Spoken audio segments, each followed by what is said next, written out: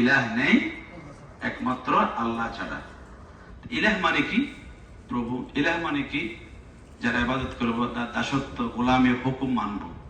তো আল্লাহ ছাড়া কেউ ইলাহ নেই এই কথা বললেই কলেমার দাবি আদায় হবে না। হিন্দুরা তো বলে আল্লাহ ছাড়া ভগবান আছে, তার সাথে আবার মূর্তিকে পূজা করে। আমরা আবার মুসলমান অনেক সময় দেখা যাচ্ছে আল্লাহকে মানি, সাথে আরেক কিছুকে মানি। আল্লাহ জান্নাতে আল্লাহ দিতে পারে এমন জিনিস অন্য কেউ দিতে পারে মনে করি। যেমন আমাদের দেশে প্রচলিত আছে, প্রতিটি হালকা তাবিজের প্রচলন আছে। তাবিজের একটা সীমাবদ্ধতা আছে, একটা ফু দেওয়া, এটা সরাসরি তামিমে বলা হয় হাদিসে, আর তামিম শিরক। তাবিজ ইউজ না করা সবচেয়ে বেটার, বলতে কোরআনের ব্যবহার মধ্যে হয়। এইটা নিয়ে বাধ্যমা ঢুকতেছে, আসতেছে না।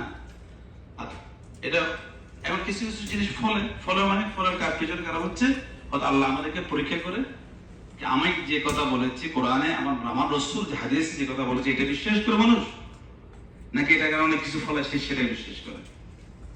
কেমন অনেক সময় যে আমরা আন্দাজ করে ভক্তি করে কোন একটা জিনিস খেয়ে ফেললে অনেক সময় কি হয়ে যায়, ভালো হয়ে যায়। আবার ভক্তি না থাকলে ভালো জিনিস খেলে পেটে কি অসুখ হয়ে যায়। মানসিক মন মানুষের ব্যাপার আছে। ইসলাম কোন যা বড় ধর্ম নয়। ইসলাম